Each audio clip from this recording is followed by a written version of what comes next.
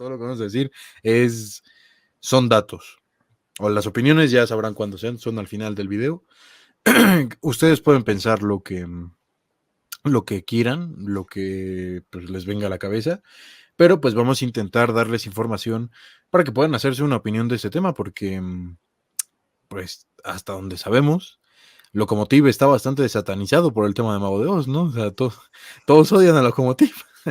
Sí, pero yo creo que lo odian sin entender un contexto, o sea, solo saben que Lokomotiv es odiado y que Lokomotiv son los malos y siempre, si Mago de Oz anuncia un disco nuevo, los fans viejos que ya no nos interesa a lo mejor el rumbo actual, pues pedimos a lo mejor material como el Baracaldo completo, como Madrid Las Ventas, como el concierto en México DF, de igual de la gira de Gaia, que fue la mini gira americana. Y pues al final yo creo que Chus aquí sí no es el culpable, porque al final él lo ha dicho. Teníamos, por ejemplo, anuncios de varias reediciones que se iban a realizar de todo el catálogo de Mago de Oz. De hecho, se anunció en la web, pero al final lo más cercano que tuvimos a reediciones fue cuando anunciaron el Gaia 1 con la portada original y el Leyenda de la Mancha con algunos bonus tracks. Pero según Chus, los discos se fabricaron, se quedaron enlatados, porque Lokomotiv ni Warner llegaron a un acuerdo monetario, y dice Chus que siempre se pelean por el dinero, porque pues al final uno quiere ganar más que otro, pero esto justamente lo vamos a ver conforme vayamos avanzando y vayamos descubriendo quién es Lokomotiv y sobre todo pues esta empresa, ¿no? Que se hizo rica a costa de Mago de Oz. Así es, bueno, Lokomotiv en sus inicios pues tenía bandas españolas porque Lokomotiv era una oficina ahí en Madrid y ya, eso era lo que era Lokomotiv. Si bien es cierto que ayudaron bastante a Mago en sus inicios, sobre todo en el disco de Jesús de Chamberí, y claro que le dieron un gran apoyo en la Leyenda de la Mancha, pues yo creo que fue una inversión bastante redituable porque se llevaron varios millones de euros con las ventas de uno de los discos, no, me atrevería a decir que es el disco más vendido del metal español, me refiero a Finisterra. Yo creo que solo con eso ya valió la pena completamente la inversión. Pero bueno, ¿qué te parece si comenzamos, mi querido amigo? Claro que sí, tenemos pocos espectadores, pero no importa porque el punto de todo es que este podcast quede grabado para las personas que quieran saber del documental de Lokomotiv. El plan de esto era hacer un documental, pero por falta de tiempo y por diferentes situaciones, bueno, preferimos hacerlo de esta manera para que pues sea un poco más personal, un poco más directo, así que vamos a empezar. Lokomotiv fue un sello fundado en los 90s. De hecho, el sello era dirigido por Goyo Esteban, quien tenía a mucha de su familia también laburando en las instalaciones de Lokomotiv.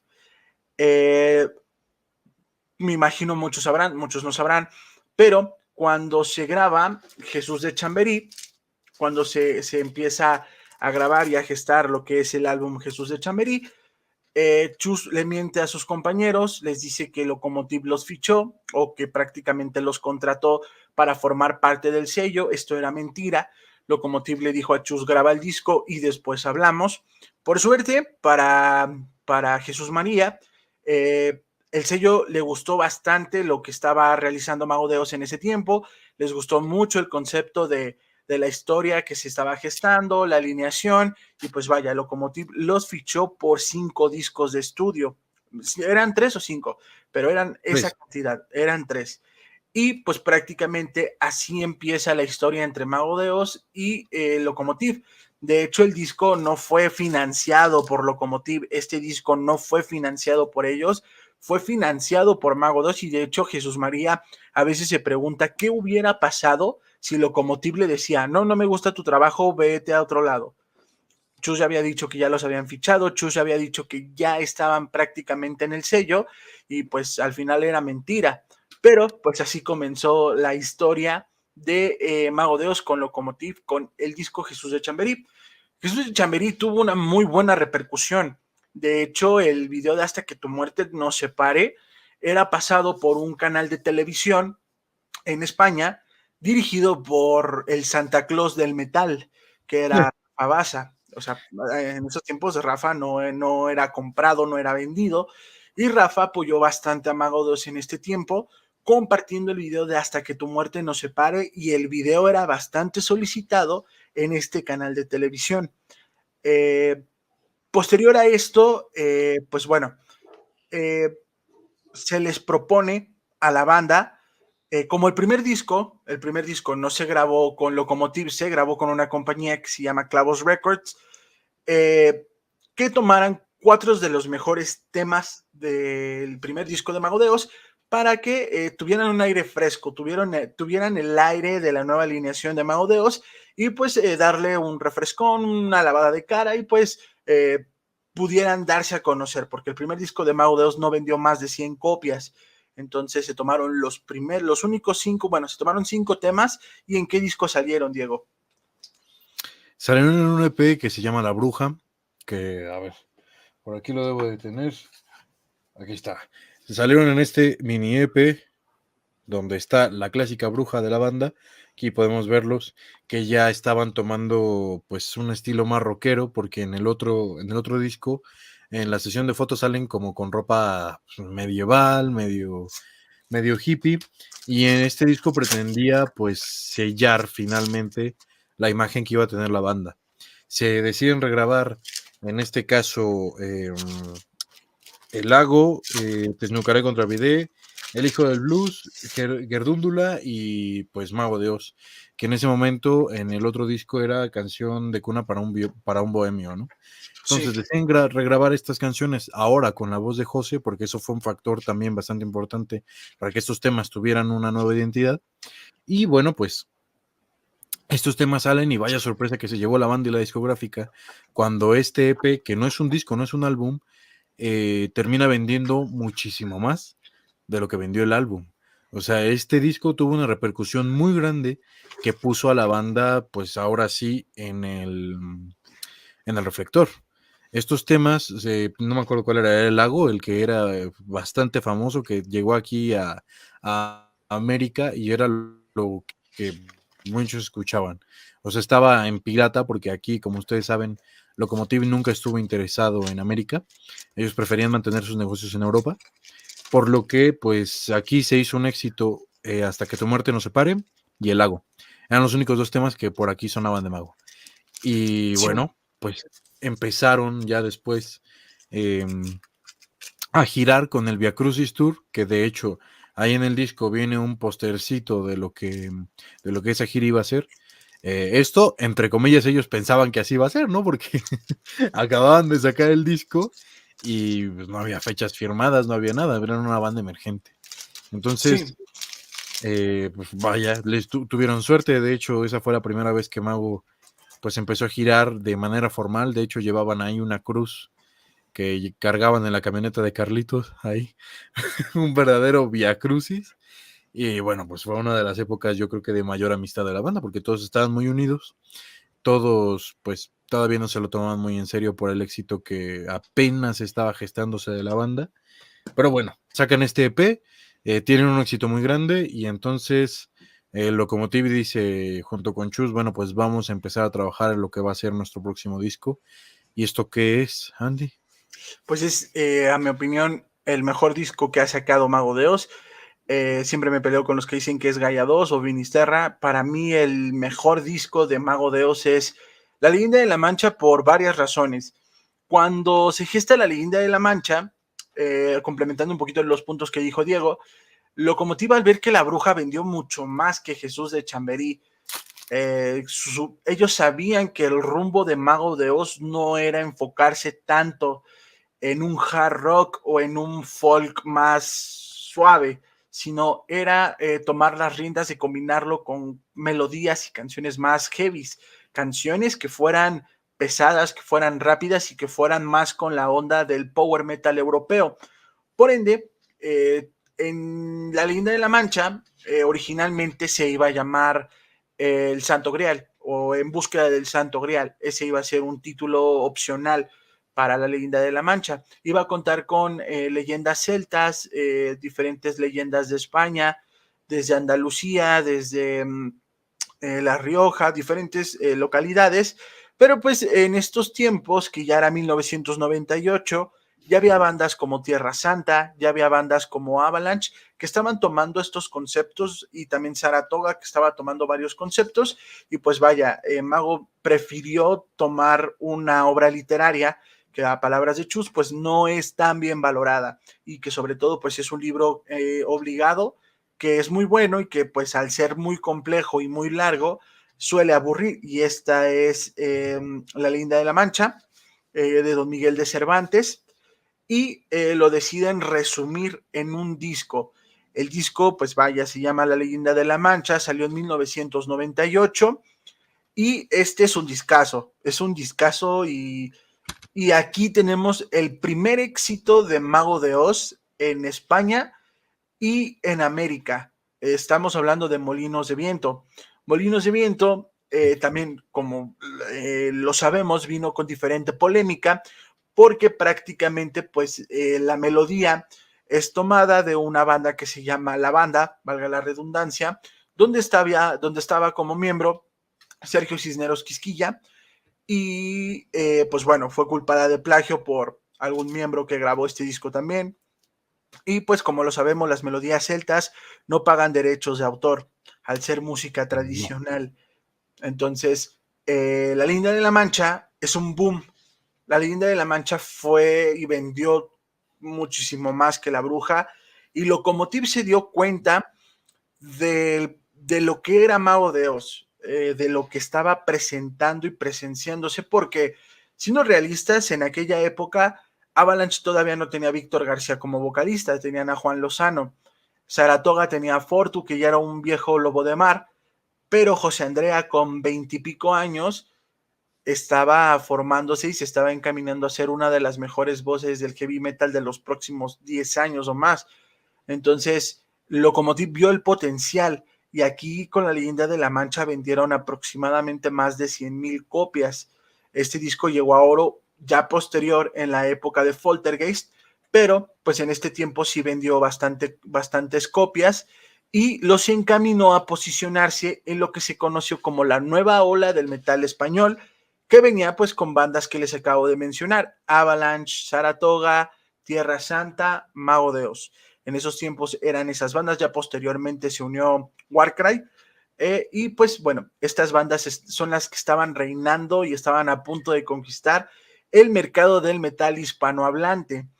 Pasamos de La leyenda de la Mancha, que tuvo un gran recibimiento. Aquí todavía ellos no dejaban sus empleos, aquí ellos todavía no lo tomaban 100% en serio. Fue hasta Finisterra. Cuando llegamos a Finisterra, aquí ya empiezan a condicionarse diferentes cosas. Por ejemplo, no sé si Diego se sepa la anécdota de que Chus habló con Goyo, le propuso hacer un álbum doble, este no quería, y Chus le dijo que si no le financiaba el proyecto, pues él se iba. Él se salía de la compañía y lo financiaban ellos solos, porque ellos sabían el discazo que iban a hacer, y ellos sabían pues obviamente lo que iba a representar Finisterra y lo que estaba representando ya Mago de Oz en ese tiempo. Así es. Para Lokomotiv, el éxito que tuvo La leyenda de la Mancha fue algo que no se esperaban. Algo fuera de precedentes para la empresa como tal, porque como bien les dije, Lokomotiv no pasaba de una oficina en Madrid. O sea, era una empresa bastante pequeña, que con un mediano éxito, porque la verdad es que La leyenda se hizo un éxito a posteriori con Finisterra, eh, querían apostar un poquito más, porque si ese disco, con unas expectativas que no eran tan altas, pudo alcanzar eso, eh, un disco doble, que era un capricho de Chus, porque Chus siempre ha querido pues hacer símiles entre él y bandas grandes. Entonces, él quería hacer un disco doble, quería que fuera conceptual, y además quería que le financiaran el Camino de Santiago, ¿no? O sea, ya tira la casa por la ventana, que lo que se ganaron con La leyenda, que lo invirtieran en el nuevo disco. Eh, yo creo que no tengo miedo al decir que fue el mayor éxito del metal español hasta la fecha, en donde este disco vendió no el doble ni el triple, vendió muchísimo más de lo que había vendido ni siquiera el disco anterior, toda la discografía anterior de Mago de Oz.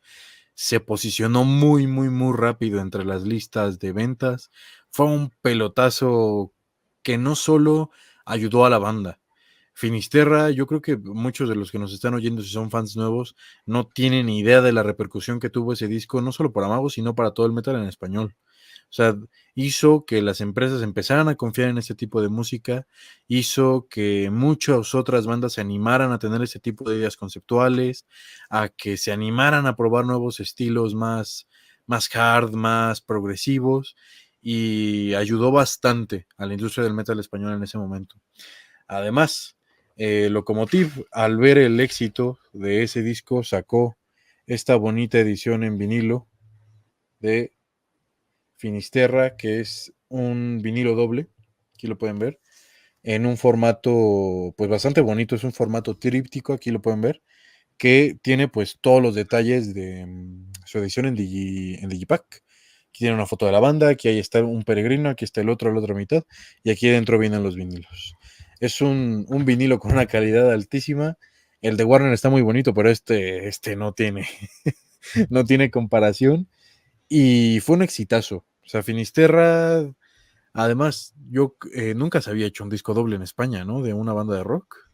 No, y mucho menos que fuera una ópera rock o que fuera un disco así conceptual completo, con una historia, aunque básica y que a veces tiene diferentes lagunas argumentales y que a veces, si ya nos ponemos bastante críticos con la literatura, pues bueno, es una historia mediana, pero tenemos uno de los éxitos más grandes que fue Fiesta Pagana. El Sí. Finisterra prácticamente es un greatest hits, un grandes éxitos de Mago 2 porque tenemos La Danza del Fuego, Hasta que el cuerpo aguante, Fiesta Pagana, El que quiera entender que entienda, Satania, canciones que nunca han salido del repertorio de Mago de Oz y que siempre al menos 3, 4 canciones de Finisterra va a haber en el set. Y sobre todo, aquí por ejemplo Locomotive tiró la casa por la ventana porque lo mandaron masterizar al extranjero, me parece que también lo mandaron mezclar y la Sí. batería, inclusive para Chus, para que tuviera un buen sonido, mandaron a traer la batería que se grabó para el disco de Slayer de Diablo sin música, pero pues al final Chus comenta que la batería se terminó rellenando con una batería electrónica, entonces no sirvió de tanto y ellos estaban tan seguros de lo que iba a estar con Finisterra y de lo que iba a significar este disco que en una firma de discos, a la semana, Finisterra es disco de oro.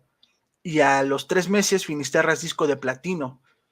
Ninguna banda de heavy metal, fuera de Barón Rojo, había logrado tanto en su país, y mucho menos En ese con tiempo. este tipo de música folk, con metal y con tal, a tal punto que, bueno, fueron a tocar al Wacken, fueron a tocar al Bang Your Head en Alemania, y pues bueno, esas historias serán para otro video, pero Finisterra significó el punto de inflexión en donde Locomotive se dio cuenta de la mina de oro que era Mago de Oz. Aquí Locomotive ya ficha a muchos amigos de Mago de Oz. Ya ficha Ankara, que es la banda de Pacho Brea, ficha Lujuria, que es la banda de Oscar Sancho, y me parece que, no sé si Saratoga también estuvo en Locomotive, no lo recuerdo bien, No. pero otras bandas que ficharon fue Hamlet también. Sí. Y de aquí, de Finisterra, eh, vendió casi cuánto, como 200,000 copias, ¿no? Pues fue doble platino y además antes el platino no es lo que es ahora, eran muchísimas, muchísimas copias. Yo creo que este es del disco que más copias de cualquier disco de Mago hay, porque se imprimieron muchísimas, las declaradas, más las no declaradas, que luego hablaremos de eso, más vete tú a saber cuántas habrán por ahí, porque hubieron muchas bodegas de Locomotive que se quedaron con muchos discos adentro, que no se llegaron a vender, pero que después, pues al abrirlas, los coleccionistas empezaron a hacer de las suyas y ahora las tenemos en el mercado. Pero es impresionante la cantidad de discos que hay de Finisterra. Son muchísimos, fue un éxito. No sé si Gaia lo superó, yo diría que no, pero creo que no. Creo que Sí, Finisterra es sí, el disco. Sí, Gaia lo superó y Gaia 2 también. De Finisterra, según Wikipedia, que es una fuente confiable, yo me imagino las copias declaradas son más de 100,000 copias. las 100,000 declaradas. copias, sí. Y en ese tiempo se vendieron 50.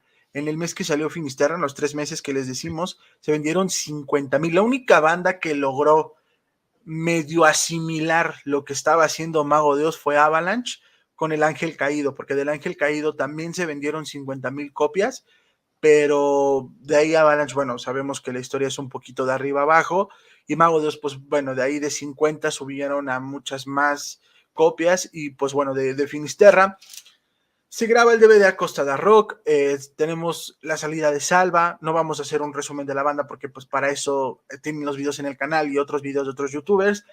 Vámonos a un punto crucial que justamente lo mencionó Diego, que es Gaia 1.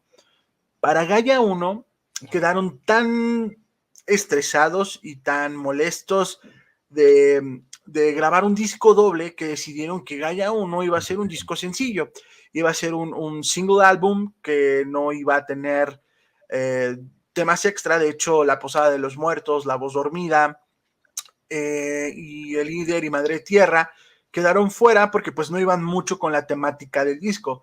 Si metían La Posada de los Hazme un Muertos, sitio entre tu piel también. ¿mandé? Hazme un sitio entre tu piel también estaba fuera. También, sí, ¿Qué? Gaia 2 es lo que quedó fuera de Gaia 1. de Gaia 1, Claro. sí. Y si metían, por ejemplo, La Posada de los Muertos, quitaban La Costa del Silencio. Y obviamente fue una muy buena estrategia porque La Costa del Silencio fue otro hit de Mago de Oz para Radio 3 y este canal se me fue el nombre, top 40 creo que se llama, Los donde 40 empezaron a principales. salir los 40 principales.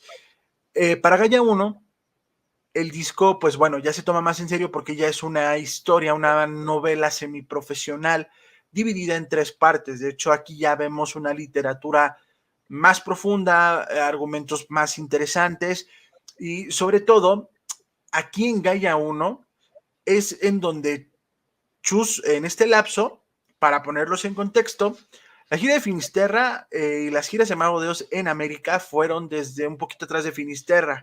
De la Leyenda de la Mancha lo vamos a tomar más o menos. En México visitaron el Salón 51 en Nezahualcóyotl, tocaron en Chimalhuacán, tocaban en Ecatepec, en Cuernavaca, en Toluca, lugares que son muy fuertes, que son de tocadas muy, muy pesadas, muy punks, muy punkies. Y al llegar a México, Chus habla con varios fans, obviamente con las malas experiencias y todo, pero los fans les dicen a los Mago, a Mago de Oz, que ellos obviamente, pues tanto los discos son muy caros de importar, como obviamente aquí no existen. Y Chus les dice, bueno, ¿y tú cómo tienes los discos? ¿Tú cómo te sabes las canciones? ¿Cómo es posible que los tengas? Porque recordemos que no había internet. Pues, ¿qué pasó? Que este bootleg, que se llama Molinos de Viento en América, empezó a ser de las suyas aquí en México. En Ecuador hay un grandes éxitos pirata también, pero en México específicamente este disco originalmente salió en cinta, en un cassette, el cual servía para dar a conocer los trabajos que Mago de Oz tenía en ese tiempo. Ya teníamos temas hasta Finisterra, vienen aquí temas hasta Finisterra, y pues Mago de Oz inclusive bautizó su gira como Molinos de Viento en América cuando venían a tocar con Rata Blanca. Rata Blanca también ya se había vuelto a reunir con Adrián Barilari y Hugo Bistolfi. Y aquí es donde Chu se acerca con Goyo Esteban y le dice, ¿qué te parece si en América empezamos a publicar los discos? No solamente en Europa. Si en Europa se vendieron 100,000 copias de Finisterra, estoy seguro que en América se van a vender 200,000 copias de este disco y voy a tener, pues vaya, tanto más capital, tú vas a ganar más capital y también voy a tener más foco de atención. La respuesta de Goyo Esteban prácticamente fue, ellos no tienen dinero, ellos no van a pagar un disco, ¿sabes qué? Nosotros no nos interesa América, vamos a tratar de que en Europa, específicamente para el público británico, alemán, sueco, sea más dirigida esta música, que es más para allá. Aquí en México no están acostumbrados a esa música y aquí, de aquí no vas a pasar. Prácticamente le dijeron a Mago de Oz, aquí en México y aquí en Ecuador y en El Salvador, donde tú quieras, no vas a pegar. Puro humilde, Entonces, dicen. sí, no vas a vender copias y no vamos a malgastar dinero que no tenemos. De ahí, pues obviamente, Locomotiv cerró las puertas a que discos como Finisterra, discos como Gaia o La Linda de la Mancha, fueran promocionados o se vendieran en el territorio americano, latinoamericano, sudamericano. Por eso existen bootlegs hasta del cassette de Jesús de Chamberí, bootlegs de los cassettes de Finisterra, bootlegs de Poltergeist, porque solamente así con cintas piratas podían tener material referente a Mago de Oz. Entonces, ya regresando a Gaia 1 es un pelotazo, ¿no? Sí, Gaia 1, a ver, para ver el resumen de la historia de Mago de Oz, pues están los videos ahí en YouTube, pero sí es bastante interesante y es bastante importante decir que Gaia 1 no tuvo la repercusión cultural que tuvo Finisterra, pero sí tuvo una repercusión comercial más grande. Aquí Mago de Oz es donde realmente se empieza a hacer más comercial, con sonidos más dulces, más celtas, incluso ya con sonidos orquestales. La intro de Gaia 1 fue un reto para ellos porque pues, nadie quería hacer algo así. Actualmente suena muy sencilla comparado con trabajos con Gaia 2. Gaia 2, la orquesta no es real, la orquesta es por un teclado y tiene una calidad una calidad que no tienen ni los discos de ahorita.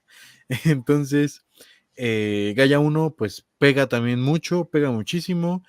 Tenemos singles como La Costa del Silencio, Alma igual en su momento pegó bastante, la propia Gaia fue un tema que era muy atípico que fuera un éxito porque era muy largo. Y además con ese mismo tema era que abrían el disco. Hubieron temas que nunca hemos tenido la oportunidad de escuchar en vivo. No sé, o sea, Gaia es un antes y un después en la carrera de Mago, incluso en estética, ¿no? Aquí se disfrazan de piratas y la gira que sirvió para promocionar este disco fue una de las más grandes. O sea, Mago iba en ascenso y las ventas de discos también. O sea, en ese momento la verdad es que el dinero abundaba bastante. Yo creo que en la actualidad de la banda pues seguirá creciendo la cantidad de dinero que se embolsan, pero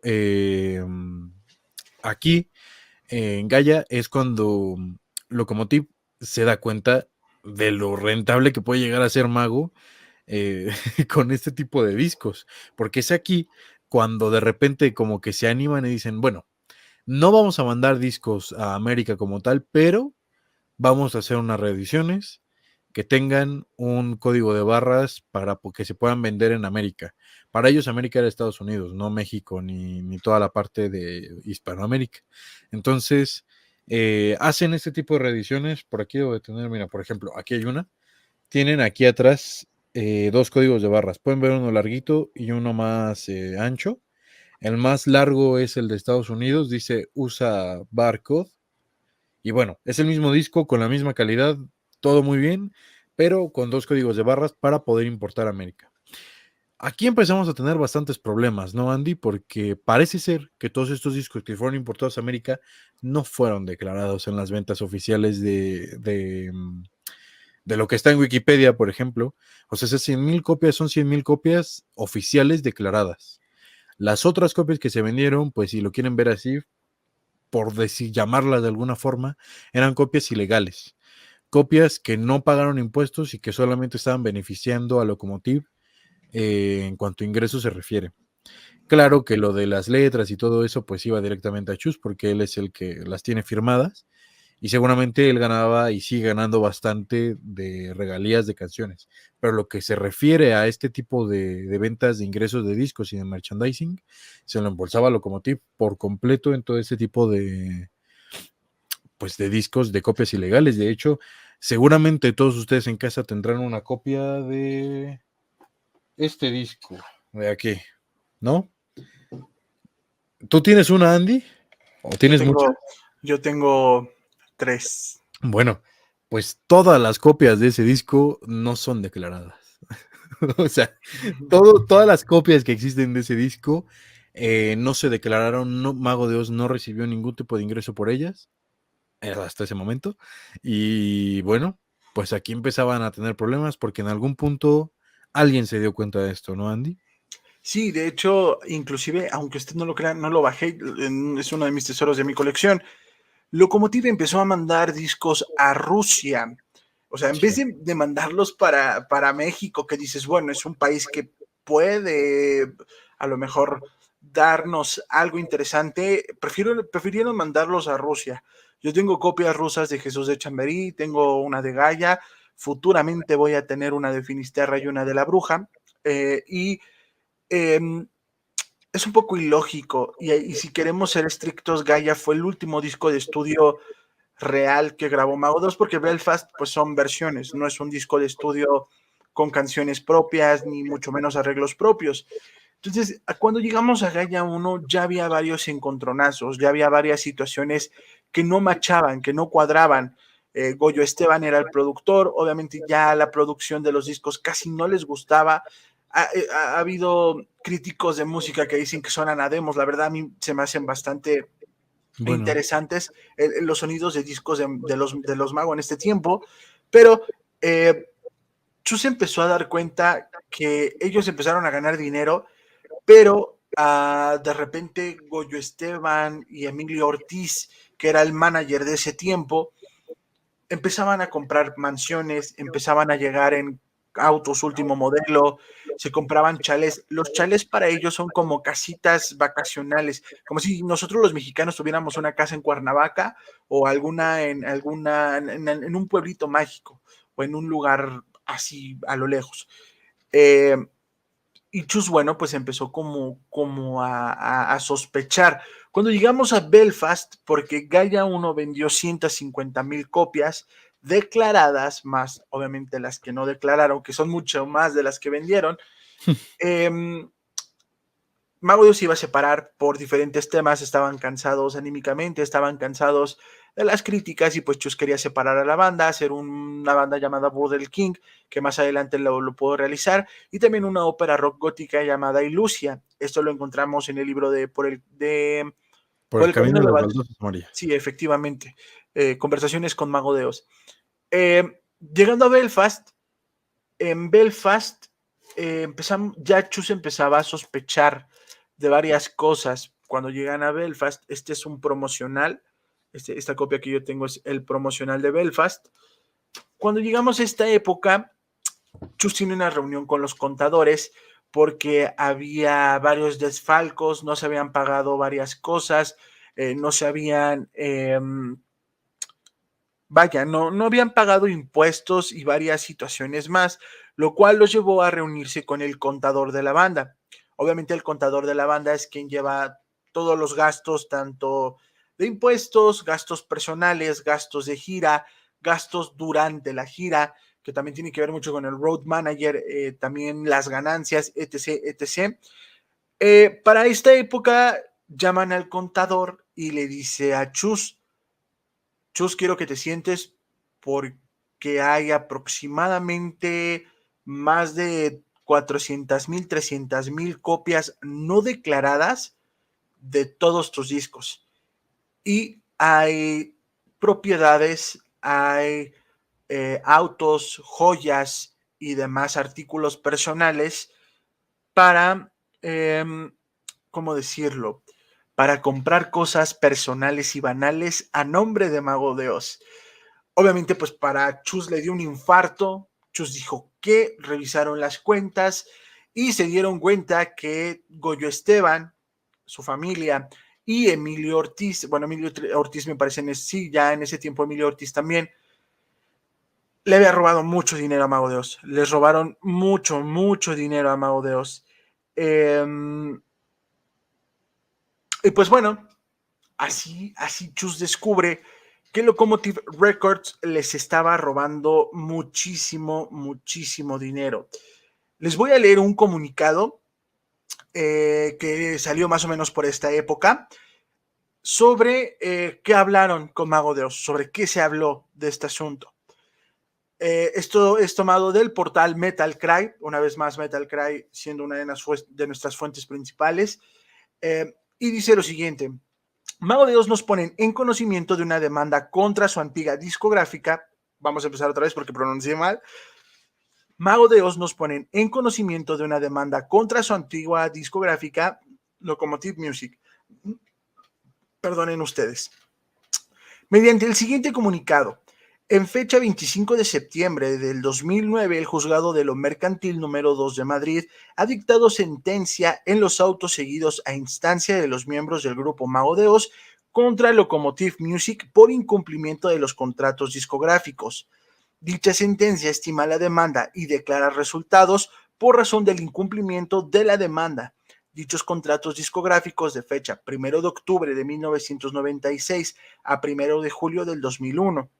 Además, se condena a Locomotive Music a la devolución a los miembros del grupo Mago de Oz de todas las grabaciones originales o masters realizadas en aquellas en cumplimiento de dichos contratos, prohibiéndole en futuro a las grabaciones, ediciones, reediciones, comercialización y distribución de estos fonogramas o que entren en la misma como consecuencia de su retirada del mercado. En la sentencia se recoge premonitorizadamente de sus fonogramas y sin ánimo de exhaustividad las unidades en las que Locomotive Music incumplió su obligación de liquidar en la forma siguiente. Si no me entendiste un carajo, que son términos legales, Nada. prácticamente este comunicado fue lanzado en el 2009 cuando Mago ya ganó la demanda con Locomotive, pero te lo leo más o menos para que entiendas cuántas copias no se declararon de dichos trabajos, de dichos discos, y que Locomotive tiene que pagar cada una de estas copias con todo e impuestos, el impuesto de los tiempos que llevó la demanda. De Gaia no se declararon 65.886 copias. De Jesús de Chamberí no se declararon 13.195 copias. De la Leyenda de la Mancha no se declararon 30.620 copias. De Finisterra no se declararon 96.885 copias. De Belfast no se declararon 23.996 copias. De Poltergeist no se declararon 26.971 copias. Y del disco Mago de Oz que reeditó Locomotive en el año 99 al año posterior, bueno, años posteriores, también todas las vendidas. En total, las copias no declaradas de todos los discos de Locomotive que se vendieron, o bueno, que no declararon, son aproximadamente 257.553 copias. En ese tiempo, cada disco costaba 25 euros. Multipliquemos 25 euros por 257.553 más impuestos. Eso Inflación. eso es lo que Locomotive no pagó a Mago de Oz. A ver, aquí pasa algo muy importante. Cuando Chu se da cuenta, bueno, en general, cuando la banda se da cuenta de lo que está pasando, pues ya era muy tarde, ¿no? O sea, ya las copias ya estaban vendidas. Estos números que nos da mi querido amigo Andy son aproximados, es lo que se sabe, pero seguramente hay muchas más. Eso fue lo que descubrieron, porque si se dan cuenta, en varios de los discos hay diferentes. Es por eso que a día de hoy tenemos tantas ediciones de cada disco. O sea, de la Leyenda de la Mancha hay una que tiene la portada más oscura, en Gaia hay una que la parte de atrás del disco no corresponde con unos, hay unas más claras, unas más oscuras, unas con distinto tipo de Perdón, Diego, impresión. pero yo soy el que tiene 11 copias de la Leyenda 11, de la Mancha. Tengo todas las copias de la Leyenda de la Mancha con el diferente tono, código de barra y características. 11 de la Leyenda de la Mancha, y se supone que las declaradas solo son de la primera edición. O sea, las copias declaradas son del primer disco, el primer tiraje, porque se supone que no se reimprimieron. Después, pues todas esas 11 copias que tienen por ahí son copias ahora sí que bastardas, son copias, pues no piratas, porque sí eran discos originales que se vendían en tiendas oficiales, pero pues no estaban declaradas. Y pues yo no creo que por ahí José hubiera estado en una tienda de discos viendo a ver cuál era la versión que estaba hoy en Mixup, ¿no? O en el AFNAC en España. Entonces, todas estas ediciones que tuvieron por ahí y que a día de hoy seguimos, los que coleccionan discos siguen teniendo muchísimas variaciones, es por esto, porque se reimprimieron infinidad de veces, no sabemos realmente cuántas copias son las que se vendieron de más, sabemos cuál es el número exacto de copias que tuvieron que pagar por esto que cometieron, por este fraude, pero pues hasta el día de hoy yo creo que nadie está seguro de cuántas quedan. De hecho, hay por ahí, no sé si hayan visto por ahí en los grupos de venta que de repente salen 5 singles de Fiesta Pagana cerrados. O sea, No, el Leyenda de la Mancha, el Jewel Case, que es la primera edición, hay una edición pirata mexicana. Viene con el código de Europa y como si fuera el original, pero ya uno al tacto y al ver el CD de la serigrafía, pues ni siquiera dice la Leyenda de la Mancha, viene una serigrafía totalmente diferente. Y, por ejemplo, aquí ya vamos a hablar de estos discos.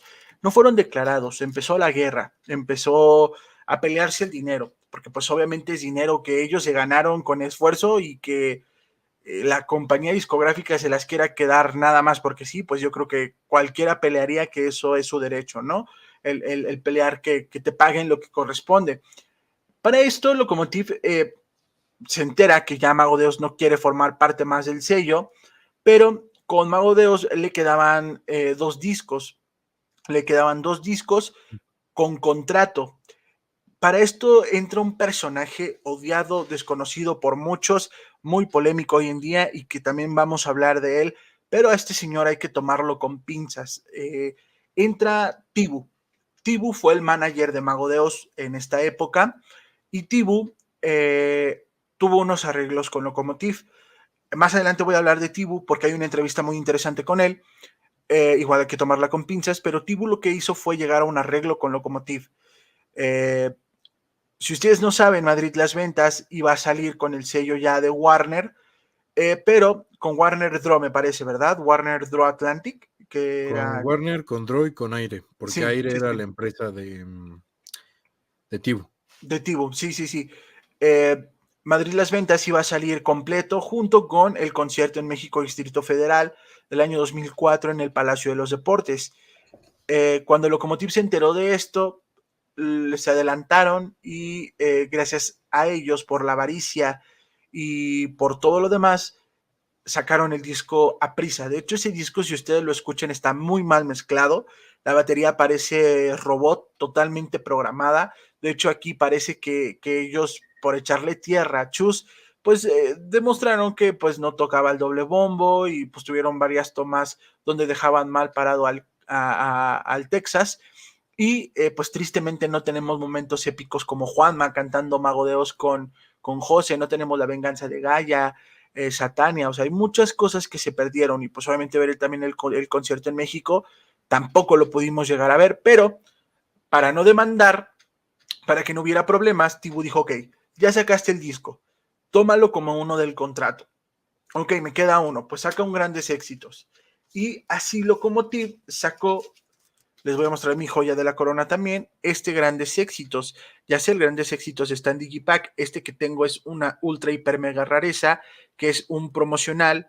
Este promocional ya es muy raro porque pues obviamente ya no había la difusión y ya no había el dinero para que se hiciera lo grande. Y aquí ya en Grandes Éxitos tardemente trataron de que este disco llegara a Estados Unidos y que llegara a México, porque pues obviamente ya trataban de importar estos discos para acá. En México pues obviamente ya había cadenas como Mix Up que podía traer estos discos a un precio vaya accesible. ¿Qué es lo que pasa? Eh, estas ediciones, que es la Digipack, la Digibook de la Leyenda de la Mancha, esta edición que es la deluxe de Jesús de Chamberí, el Grandes Éxitos, que es la Costa da Rock, la Costa da Morte, bueno, en audio, y las reediciones que ya vienen sin letras y con el estampado blanco de los discos como Jesús de Chamberí y Mago de Oz, ya no fueron legales. Esto ya fue un movimiento de Lokomotiv de explotar y exprimir el nombre de Mago de Oz. De hecho, tanto Jesús de Chamberí, deluxe, y La Leyenda de la Mancha, que es se remezclaron en Finlandia con una productora. Estos discos ya no fueron autorizados, no son autorizados, son trucos piratas de Lokomotiv. Obviamente valen mucho y por eso valen mucho, porque el prensado ya fue muy limitado. Y pues obviamente trataron de exprimir a más no poder y también sacaron un recopilatorio de rarezas, donde venían demos, donde venían los lados B de los singles y pues donde venían diferentes mezclas, inclusive temas en vivo en México, que pues obviamente Locomotiv lo estaba haciendo para exprimir el nombre de Mago de Oz. Y así prácticamente termina este lapso de Mago de Oz con Locomotiv. Obviamente la historia no Bueno, termina. ahí hay una pequeña cosa. Este Grandes Éxitos no lo tomaron como parte del contrato porque les hacía falta todavía uno que terminó siendo el Gaia 2 y ¿cómo se llama? El recopilatorio que sí fue oficial de Mago era el Best of All. Best of Us. Si ustedes ven estos dos discos, tanto el Gaia 2 como el Best of Us, van a ver que tiene todavía el logo de Locomotiva ahí atrás. Creo que sí se ve, ¿verdad? No se alcanza a ver, pero sí se ve que ahí está miren, ahí se ve el loguito de Locomotiv, ya de Draw y de Aire. Draw era una subdivisión de Warner que hasta hace no mucho se encargaba de todos los lanzamientos de Mago. Me parece que desde el Love 2 o el Bandera Negra, no me acuerdo cuál, ya no lo está haciendo Draw, ya lo está haciendo directamente Warner Music Spain, pero Draw pues es Warner, ¿no? Es una subdivisión. Toman estos dos discos, estos dos lanzamientos para finalizar su contrato porque Tibu lo que explica en diversas declaraciones, en donde lo vean va a decir lo mismo, porque aquí la verdad es que sí ha sido bastante congruente, es que él no quería tirar a matar para Goyo Esteban. Y no quería, Goyo Esteban era fue el productor de todos los discos de Mago que sacaron con Locomotiv. Y pues era el principal, él era el jefe de Locomotiv. Él era ahora sí que toda la empresa prácticamente y sus familiares. Tibo explica que él no quería dejar mal parado a Goyo porque pues aquí entra algo que no nos queda muy claro porque Tibu no estuvo en la época en la que Mago empezó. Tibu los agarró mucho después, de hecho él explica en un video muy reciente que él compra a Mago de Oz para poderlo representar y que él los compra porque los ve como una inversión muy, muy rentable, ¿no? Entonces, Goyo, Tibu lo que hace es hacer un trato con Goyo para no demandarlo y para que no perdiera, pues, es que estamos hablando de todas esas copias no declaradas y en ese momento ese tema todavía no estaba muy sonado. En ese momento, cuando se separa Locomotiv de Mago de Oz, era justamente porque lo que querían era hacer una banda internacional. Lo que querían era, Tibo explica que lo que querían era hacer superestrellas y que por el crecimiento orgánico que había tenido la banda, lo que se tenía que hacer y lo que era el paso lógico era tener una multinacional detrás que pudiera llevar los discos a todo el mundo para poder promocionarse y pues no quedarse estancados en México, porque las giras que hacían eran prácticamente México, España, México, España, México, España. Y entonces la banda con el barco que habían sacado pues estaba creciendo bastante. Se estaba tomando mucha popularidad entre los fans. La misma gente se daba cuenta que llevaban una producción que no era normal para un tipo de banda como esta. Y pues empieza a crecer. Entonces Tibu lo que decide en ese momento es que había que tomar el paso de ir con una multinacional. Dice que ahora sí, había muchas empresas que estaban interesados en Mago, Sony, EMI, era Universal, la que también había dado una oferta bastante jugosa por Mago, pero finalmente pues con la que se entendieron más fue con Warner. Warner los toma y dentro del contrato pues había una cláusula medio rara en la que tenían que compartir los derechos de Gaia 2. O sea, la distribución la iba a hacer totalmente Warner, pero los derechos de las canciones, porque en las discográficas siempre se llevan un porcentaje de los ingresos del disco. Entonces, Gaia 2 y su DVD, el making of y todo eso, Locomotiv todavía tiene una parte. Posteriormente, y como nos dijo Andy hace rato, hasta el 2009-2008 fue que se da a declarar todo este proceso legal en contra de Locomotiv por las copias no declaradas. O sea, estamos hablando de un lapso de tiempo de 2005 que sale el Gaia 2 hasta ¿qué fue? ¿2009, 2010? Sí, Y todavía otra vez más recientemente entraron a juicio otra vez justamente por lo de las reediciones. Entonces, esta batalla fue muy, muy, muy larga. Hay muchos detalles que hasta el día de hoy no se esclarecen porque se supone que ya habían ganado los derechos de distribución, pero resulta que no. O sea, sí, sí. De hecho, complementando un poquito lo que dice Diego, aquí les voy a leer una entrevista. Esta entrevista, sí quiero ser muy puntual, quiero ser muy claro en algo. El personaje del cual estamos hablando, que es Tibu, estuvo en prisión por defraudar al Canto del Loco, que es un cantante español bastante reconocido. De hecho, hizo una colaboración con Natalia Lafourcade y defraudó aproximadamente, es una burrada lo que voy a decir, no sé si es cierto, no me acuerdo muy bien, con 200,000 euros aproximadamente al Canto del Loco, y estuvo en la prisión Tibu. Entonces hay que tomar a este señor con pinzas. Tampoco vamos a desmentir lo que él dice, porque al final pues todos los puntos de vista son válidos, y pues aquí pues tristemente o buenamente o malamente apuntan a una sola persona. Entonces voy a leer la entrevista completa para que tengan un contexto de Tibu, de Carlos Tibu, y lo que opina tanto de Chus y cómo fue un poquito lo de Lokomotiv, porque tiene que ver con Lokomotiv. Y pasamos al tema de las reediciones y también pues quién compró todo el catálogo de Lokomotiv.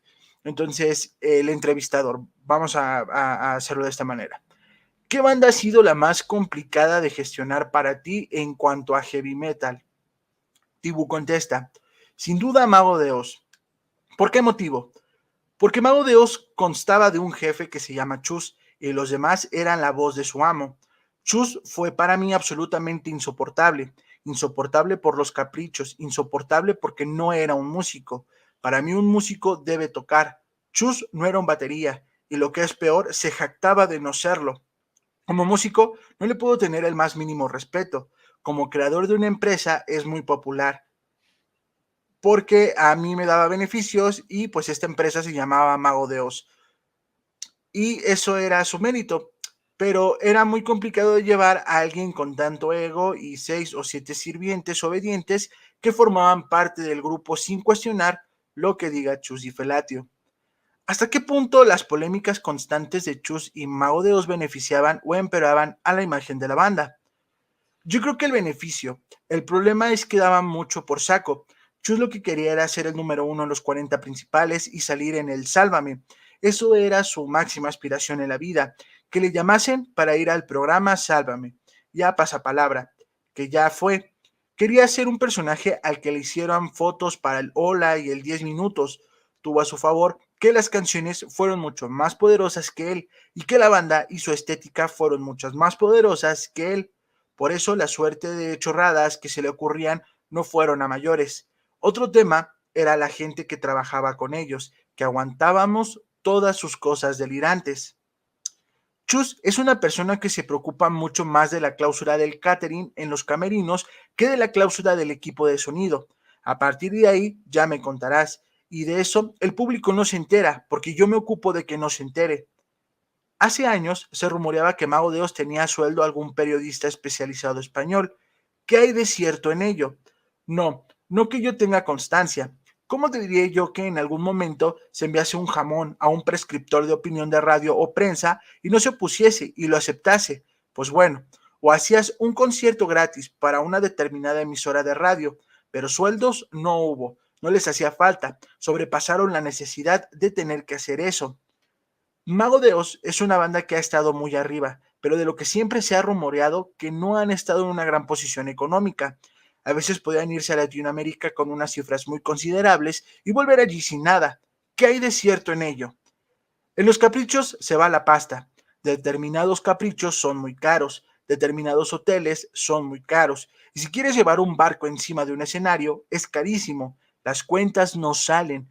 ¿Te puedes imaginar lo que cuesta enviar un barco por tu escenario y sobre todo colocarlo en México? Y no es necesario. Cuando un grupo tiene tantos hits y tantos seguidores, no necesita confeti. Tengo claro que hay que llevar un montaje y ofrecer un espectáculo cojonudo, especialmente si te llamas Mago de Oz y tienes una imagen.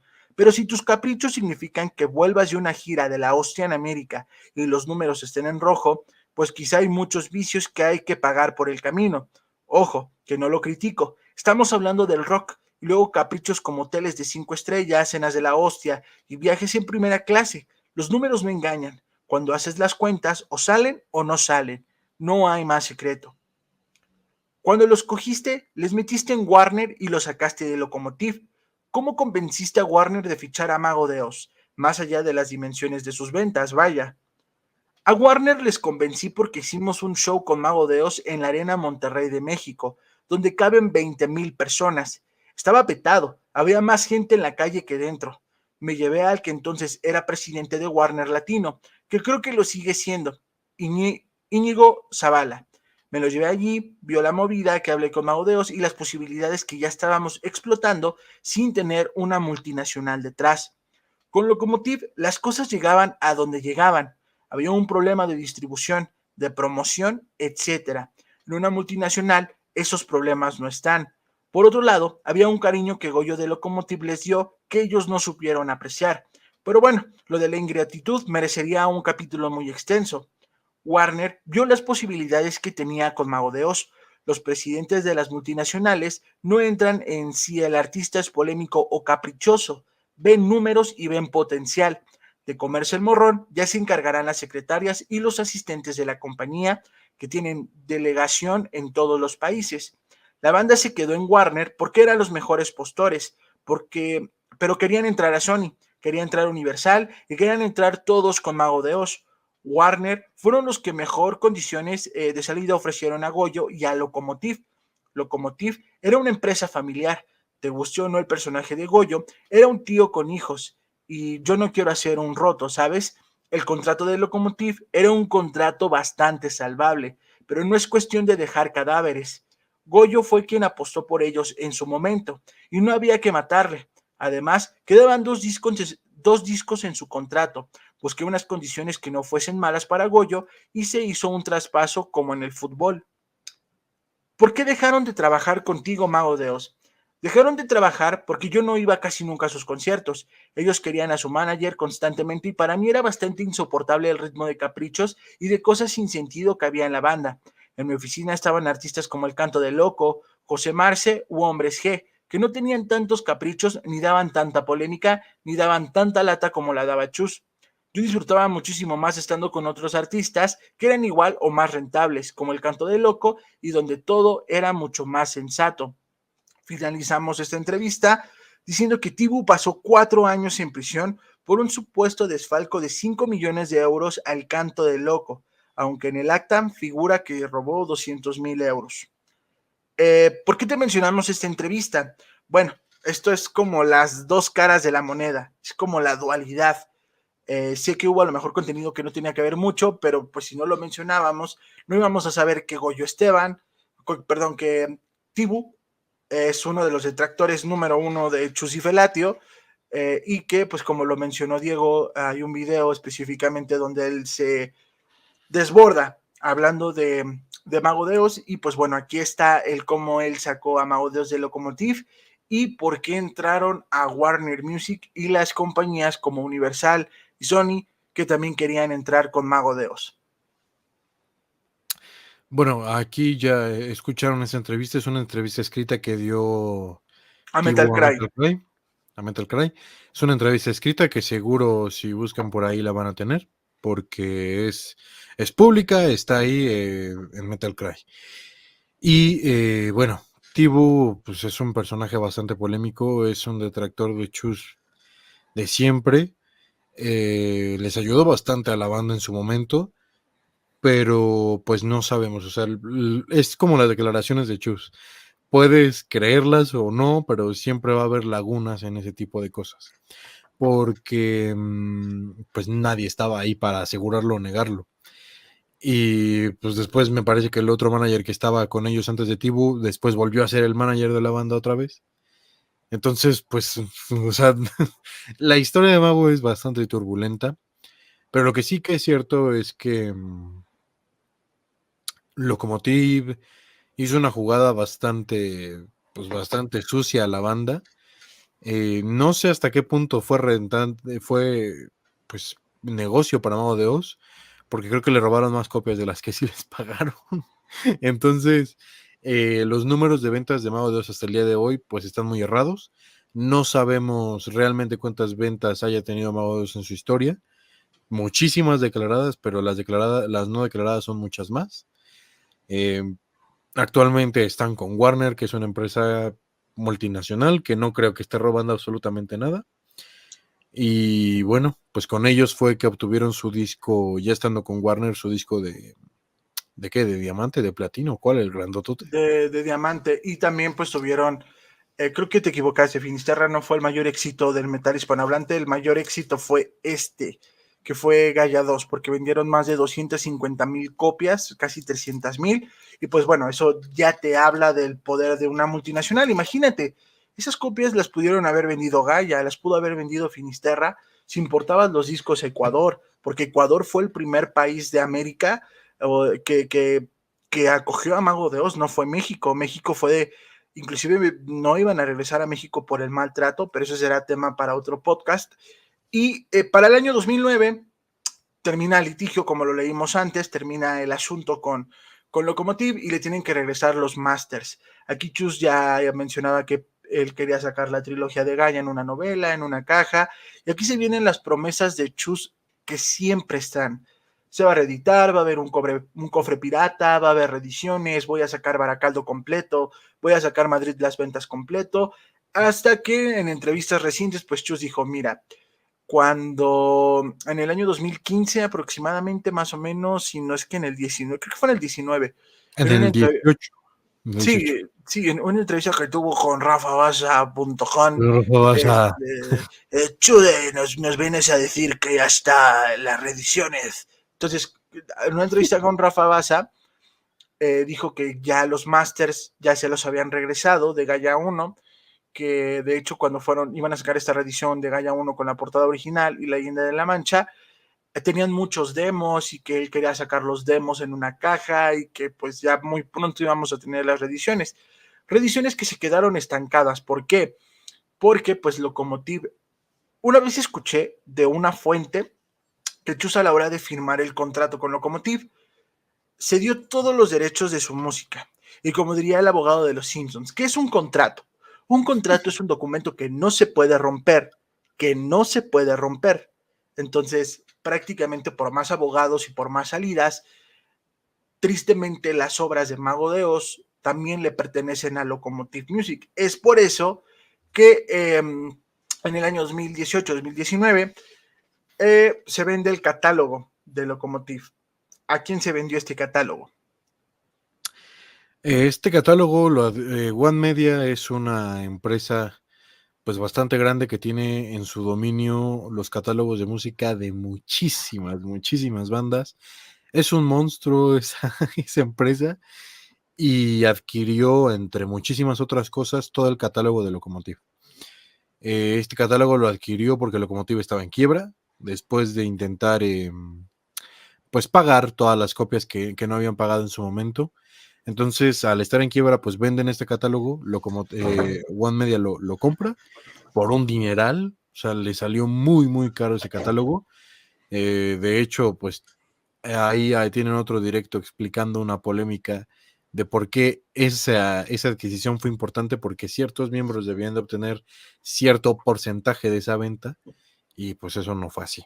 El chiste, One Media adquiere completamente el catálogo de Lokomotiv y es la empresa que actualmente maneja todos los derechos de ese catálogo. Que, a ver, cuando nosotros hablamos anteriormente de copias no autorizadas y de todo lo que dijimos,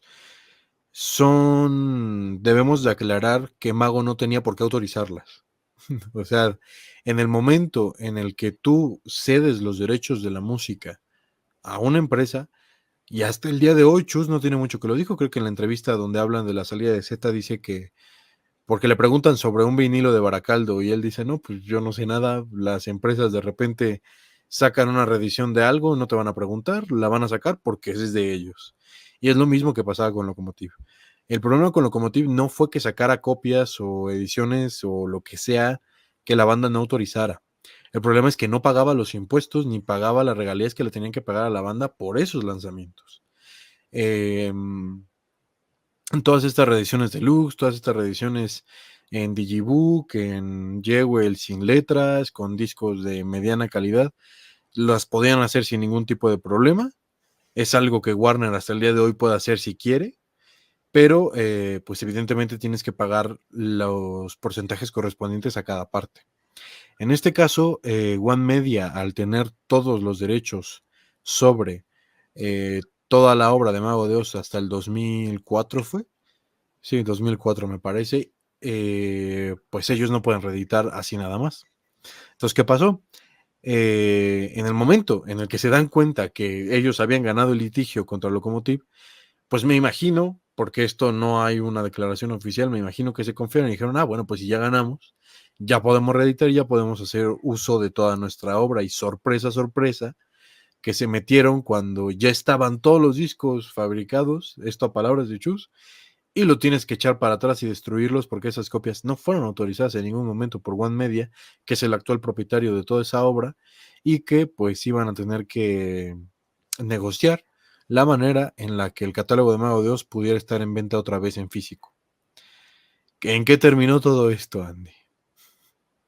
Pues en nada, terminó en la nada porque nos dieron reediciones pésimas, nos dieron reediciones de muy mala calidad. Sí, tuvimos vinilos como La Leyenda de la Mancha, Jesús de Chamberí, Mago de Oz, vinilos que son muy bonitos, pero que se nota el bajo presupuesto que le invirtió Warner. O sea, no puedo creer que Maldito Records, siendo un sello independiente, nos haya dado una joya de vinilo como el de Del Alma, el de Adventus o el del Secreto de Avalanche. Inclusive Sauron con Saluster Productions o Producciones, sus vinilos sean de colores y estén tan bonitos, y de Mago de Oz, que está en una multinacional, pues tristemente no tengamos algo que valga totalmente la pena, aunque tenga una calidad que digamos, wow, qué bonito vinilo. Yo creo que los únicos vinilos bonitos que hay son los que ya no existen, como el de Lucia, Hechizos, Pócimas y Brujería, Gaia 2, Gaia 3 y Finisterra, porque de ahí en fuera, pues todos los vinilos son bastante deplorables. Y pues así es como va concluyendo la historia de Locomotive. Obviamente todo esto terminó inclusive mal para Mago de Oz porque se fueron dos de los miembros fundamentales, que fue Frank, Carlitos. ¿Por qué? Porque pues nos estaban pagando las regalías correspondientes. Warner fichó a Mago de Oz por otros 5 discos, que ya van 3 de ellos. Me parece que es el Lobanos 2, el Baracaldo en vinilo y el que va a salir, Alicia, en el No, Metalverso. el de Baracaldo no, ese no cuenta. Cuenta como reedición, güey, porque si es parte del contrato, pues es un disco que está Wow. saliendo. Ahí sí no sé, me parece, bueno, es que aquí es un rollo porque realmente nunca se lo que no sé si se hayan dado cuenta que cada cierto tiempo Mago de Oz publica otra vez que Warner los volvió a fichar y que esto y que el otro, pero no quedan claros los términos de ese contrato. ¿Por qué? Porque de repente tenemos un disco de más que se supone que ya no estaba en contrato, pero sí es legal. O sea, que de repente sale, el ejemplo de eso era el Love, que no nos queda claro si entró en el contrato pasado o si el último de ese contrato era Bandera Negra. No sabemos exactamente cuántos discos queden. Por lo pronto, por lo menos 3 sí quedan, ¿no? Pues, más o menos. No sabemos realmente cuáles sean los términos de su contrato. Al parecer es una relación bastante fructífera para los dos, para la banda y para Warner, porque hasta el día de hoy Mago es una banda que vende muchísimos discos. Ya no como antes, porque pues poco a poco se está perdiendo esa cultura de coleccionar, pero es innegable que el disco que sacan, disco que se vende como, como pan caliente, o sea, Sí, más de 10,000 copias sí venden, pero pues obviamente tardan en llegar a oro. Pero pues al final ya es muy difícil que un artista llegue a disco de oro, que por esta cultura de comprar discos o que ya está pasando de moda. Pero es algo bien bipolar, porque o regresa el vinilo, regresa el CD, luego regresa el cassette, y al rato van a regresar los cartuchos de 8 tracks. Entonces es muy bipolar este asunto de la industria musical, pero pues al final creo que en Spotify te vas a dar cuenta cuáles son las canciones más streameadas o más escuchadas de Mago de Oz, pero pues creo que es una pena porque son discos, lo que sí cada quien, Locomotiva al ser un sello independiente nos dio calidad, relación-precio bastante buena. Tu vinilo de Finisterra, por ejemplo, no hay un vinilo actual de Mago de Oz que tenga esa calidad de impresión, que tenga esa calidad de audio, o que tenga ese cariño y ese amor por calidad, relación, precio. Creo que el hecho de que Locomotive hiciera algo así con el libreto bien adornado, bien bonito. Este no lo saco porque no lo quiero sacar. Aunque nos dé un deluxe como este, hasta un digipack sencillo como este, pero que la calidad de impresión está bonita y que vale la pena, Warner no lo hace. No, y además en estos vienen el audio en 5.1 en el DVD, ¿no? El En DVD todo. trae el 5.1 y viene, o sea, digo, no, es que lo interesante de estas ediciones son el DVD y el librito, porque lo demás son cosas que venían en otros directos y cosas así, pero en estos libritos que vienen, en estas ediciones, viene parte de la historia explicada, vienen datos curiosos, o sea, están muy bien construidas, están muy bien hechas. Lástima que solo fue de estas, de estos, pues de estos primeros 4 discos de Mago. De hecho, creo que en el de Jesús viene parte del primero, ¿no? O Sí, sea, ahorita lo viene, mostré y vienen varias tomas descartadas, cómo se pasaron, cómo decidieron cambiar el estilo musical, pero pues ahí te habla la intención. A lo mejor en eso sí, Tibu tenía la razón, ¿no? Que Goyo le puso tanto cariño a Mago de Oz que nos dio cosas así y que aunque fueran o no fueran autorizadas, la verdad es que siguen valiendo más la pena que las cochinadas que ha entregado Warner, porque siempre falla algo, siempre va a fallar algo. En el Diablo sin Ópera, el Deluxe, falló que los discos vienen en Jewel Case y no pudieron hacer un Digisleeve como el de Finisterra Opera Rock. Ahora con Alicia en el Metalverso, pues bueno, lo llamativo es el cassette, porque el vinilo te aseguro que va a ser igual que Bandera Negra y el Digipack que va a salir va a ser igual al de Bandera Negra también, que el de Bandera Negra está bueno, bastante cucho, está bastante feo. la edición deluxe de Bandera Negra se ve muy bien, pero es que la calidad, a ver, yo creo, esto ya aquí es opinión, no estoy diciendo nada, que la baja de la calidad en cuanto a las reediciones es justamente por ese porcentaje que se están peleando. O sea, estamos hablando de cosas que de un 0.05, pero de un 0.05 que en millones pues es bastante, ¿no? O sea, entonces estas empresas pues al intentar están en una estira y afloja a ver quién es el que resulta más sensato y pues los que terminan pagando somos nosotros porque pues las calidades de estos discos son bastante inferiores y por el mismo precio, o sea, cada año cada año los discos valen un poquito más y la calidad va para abajo. O sea, el Lóbanos es una funda de cartón, literal, y ahí viene metido el disco para que se raye cada vez que lo saques. Y yo creo que el tiempo habla por sí mismo. El vinilo que les enseñé hace rato es del año 2000. Y yo creo que se ve mejor que cualquiera de Finisterra del 2019. Ya pasaron, ¿cuánto, en qué año estamos? Ya pasaron 24 años de que ese vinilo salió y a día de hoy se ve como nuevo. El de Warner, quiero ver que lo saques del plástico. Ya viene pre-roto de arriba, ¿no? Ya viene ahí medio roto No, para que cuando lo y como abras. son 3 vinilos metidos en una funda bien delgada, güey, se hace el ringwear, se les marca el vinilo y las fundas son en blanco y negro, o sea, no, No, y es se una quiebra cochinada. con el envío que ellos mismos hacen a sus almacenes. Si va brincando el vinilo porque la funda no viene justa, se va quebrando la parte de la solapita. Ahí se ve cómo el vinilo va rozando. Sí, es bastante lamentable la calidad de las cosas que nos están dando. Yo creo que el único lanzamiento bonito de estos tiempos fue el Bandera Negra. El vinilo está muy bonito. Sí. El Love también está bonito, pero es que hay un problema. Yo no sé si se hayan dado cuenta que muchas veces los vinilos de Mago de Oz están acelerados, están cortados, o sea, es decir, vienen, si el disco trae 13 temas, el vinilo trae 10, 9, y te ponen las que tienen que estar porque tienen que estar, las demás hasta las descartan, ¿no? En el de Bandera Negra, la canción con Carlos Escobedo brilla, pero porque no está. O sea, esta canción de Sauron con Mago tampoco está. El intro y el outro creo que tampoco está. O sea, está súper recortadísimo. Y la verdad es que es raro porque este vinilo de Mago, el de Finisterra, son 2 vinilos.